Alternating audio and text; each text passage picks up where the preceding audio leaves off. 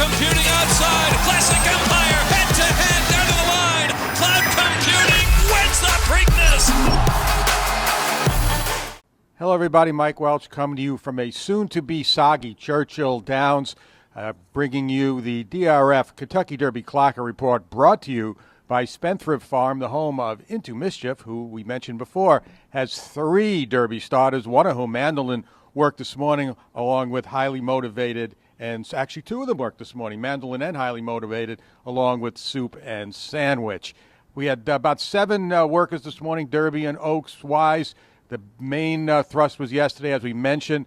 The weather forecast was for rain today. A lot of trainers moved their works up yesterday. As it turned out, everything would have been fine this morning. The rain that was forecast here for early Saturday morning, just about moving in as we're taping this late Saturday morning. I think by the mid-afternoon, we'll see the effects of it, and we'll no telling how it's going to, what effect it'll have on the card tonight. But we'll worry about what we saw this morning, and it started real early like we expected. 5:15, the first worker on the track this morning, none other than Derby favorite, Essential Quality. He went in company, went 5 furlongs from the half, typical Brad Cox style, in 48 flat, finished his final quarter in 23-1. But just like last week, just not a lot of oomph on the gallop out again today. Fine to the wire, but the gallop out kind of lackluster. Went with Spa City, who was actually very good to the wire, matched strides with him and was better on the gallop out. So kind of a quandary there, not to know what to figure from these 2 works since his hard effort in the Bluegrass.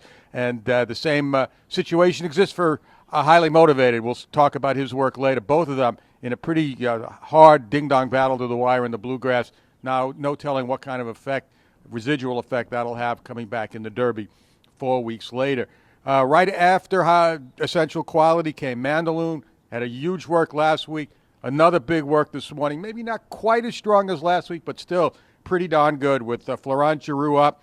It was oddly orchestrated, and I think a little rider error here. He broke off about 7 lengths behind his workmate. I'm sure that wasn't the original plan, but he's so good right now. He made up the difference. Caught his mate at the wire after 4 furlongs in 47-3, and then another strong gallop out, 5/8 in 1:01, 6 furlongs, 12-4. Pulled up 7/8 in 1:27-2. So Mandolin, as we've been mentioning right along here, couldn't be doing better going into the race, but supposedly he trained the same going into the Fairgrounds Derby and the Louisiana Derby, and came up with a disappointing effort. So hopefully he will bounce back and run to his works on Derby Day. The third Derby worker early this morning in the dark, well, not the dark, the lights are out here, but pre-dawn, was Superstock for trainer Steve Asmussen. He went 5/8 in company in a minute flat, 101 flat, Finished up well, going easily, was about a head behind his workmate, Max Player, at the wire. Galloped out, okay, 14-2 for Superstock. The rest of the action came later after the renovation break. I thought the track got a little bit quicker after the tractors went around this morning. It just seemed on the tighter side for the second session of the morning. And we had Highly Motivated, as mentioned, worked with stablemate Southern District. They walked away from the 5/8 pole, went 13-2 for the first 8, but once he got past the half-mile pole, you could see Highly Motivated lower his head and really get into the work. He won his last half in 47-1, finished up well, did it in hand, held about a length edge at the wire.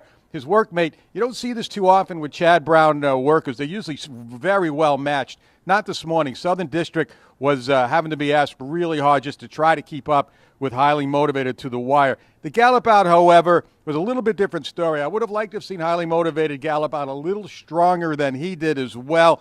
Went out 6 furlongs in 14-1, eased up 7/8 in 28-2.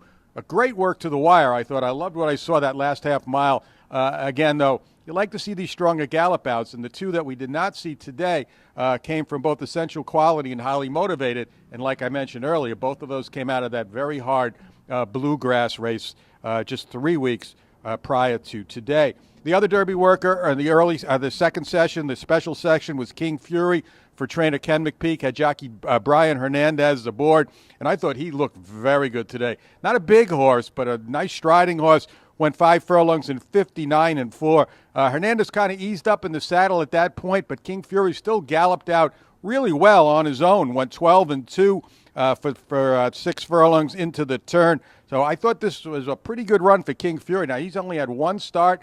That came only a couple of weeks ago, so asking a lot of him going into the Derby. He is going to get in now with the declarations we had yesterday, but he couldn't be doing better. From what I could see, I saw him all winter in Florida, and this is the best work I've seen from him up to this point. Oaks workers this morning started with Millie Foy for trainer Bill Mott. I hope I pronounced that right. She is a good workhorse. She went well again today in company, 59-2 for 5/8 in a mile. Was nudged a little bit coming to the wire. The gallop out, just okay, 13 flat, but she did have her ears up. Looked like she was happy. So a good morning for Millie Foy. Interesting enough, as most of these Derby Oaks workers, when they go in company, they're usually outside their mates. Bill Mott had Millie Foy on the rail this morning. And the final worker during that special session was Crazy Beautiful. I've liked everything I've seen about Crazy Beautiful. Like I said, back in Florida, going into her victory in the Gulfstream Park Oaks and coming out of it here. This morning was more a maintenance work, but she was eager to go. She really wanted to do more. She won her opening quarter in 24 flat under a big hold. And coming down the lane, her rider took her way off the rail and kind of was gearing her down a little bit at the wire, went 49-1 to the wire, but then she picked it up again on the gallop out, went out in 102-2, 15 and change with her ears up as well. So not a fast work, but I thought it was an excellent work as well, again, for Crazy Beautiful, who was doing very well going into the Oaks. One other Derby horse of note cited this morning, Medina Spirit, shipped in for trainer Bob Baffert yesterday. Just saw the track, didn't do much this morning, so we'll keep an eye on him. He did all his major Derby preparations back in Florida. So that's about it now. Most of the major stuff is done. We only have 3 works left pertinent to the Oaks and the Derby that I know of, and they're all from trainer Steve Asmussen. We know he likes to do his final works, easy half miles, usually about 5 days out. Exactly 5 days out. So tomorrow it'll be his 2 fillies for the Oaks, and then on Monday we'll wrap up the Derby Oaks works with Midnight Bourbon, going probably a 50 and change half mile on Monday. But there's still a lot to watch here, and we're going to be here. A lot of the California horses are due in. Trainer Wesley Ward will be in. His horse worked this morning at Keeneland, went 5/8 in 101, according to my colleague Mike Vesey. We do have people on hand everywhere for the DRF workout report coming up for Oaks and Derby Day. People in New York. We have Mike at Keeneland, so look forward to that. And I'm looking forward to seeing how these horses come out of these last works. Sometimes that's just as important as the works themselves. So we'll be here for you right through Thursday of Derby week. Hopefully the weather will clear out after today, and hopefully you'll keep it right here at DRF.com for the best coverage of the 2021 Kentucky Oaks and Kentucky Derby.